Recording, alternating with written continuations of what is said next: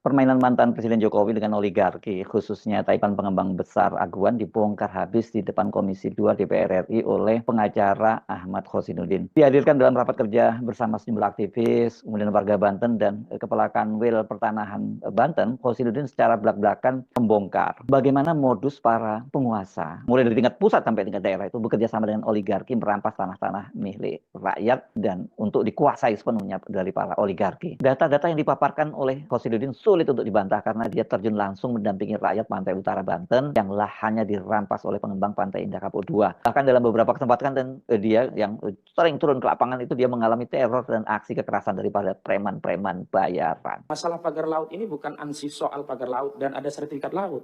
Tapi di sana terkandung motif untuk melakukan proses reklamasi dan rekonstruksi wilayah laut dengan dalih itu adalah tanah musnah yang sudah dipersiapkan belitnya peraturannya di PP nomor 18 tahun 2021. Di pasal 66 itu tegas diatur bahwa tanah musnah ini yang punya hak atas tanah musnah memperoleh dua hal di pasal 66 PP 18 2001. Yang pertama adalah hak untuk reklamasi atau rekonstruksi. Yang kedua bahkan punya hak untuk mendapatkan uang kerohiman. Artinya bukan hanya wilayah laut yang akan dirampas oleh oligarki jahat ini, tetapi juga APBN atau APBD akan diambil juga untuk mendapatkan kompensasi uang kerohiman dari sertifikat mereka yang mereka dalihkan dulunya, mungkin zaman jahiliyah, zaman Firaun mungkin, itu diklaim sebagai tanah daratan yang kemudian menjadi tanah musnah. Maksud saya begini, Undang-Undang Cipta Kerja, Undang-Undang nomor 6 tahun 2003, mulai mengatur apa itu disebut dengan tanah musnah. Sebelumnya di belit pertanahan, akarnya kan Undang-Undang Pokok Agraria 560, itu tidak pernah diatur apa yang dimaksud dengan tanah musnah.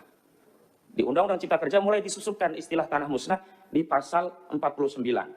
Di PP 18 2001 lebih ditegaskan lagi.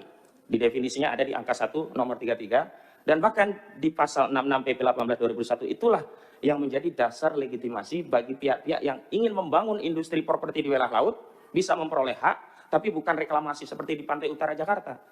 Mereka melakukan reklamasi dan rekonstruksi dengan dalih mereka punya sertifikat hak, apakah itu SHGB atau SHM, yang didalihkan sebelumnya ini adalah tanah daratan yang terkena abrasi, dianggap tanah musnah.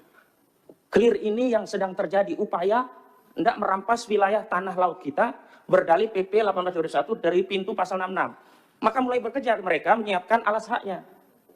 Kepala Desa Kohot ini punya tugas untuk menyiapkan narasi. Dulu ada girik-girik tahun 80-an, 81, 82 yang seolah-olah ada di wilayah laut yang kemudian melibatkan kantor jasa surveyor berlisensi yang dia juga tekan seolah-olah wilayah itu ada di wilayah daratan, maka diterbitkan oleh BPN ini.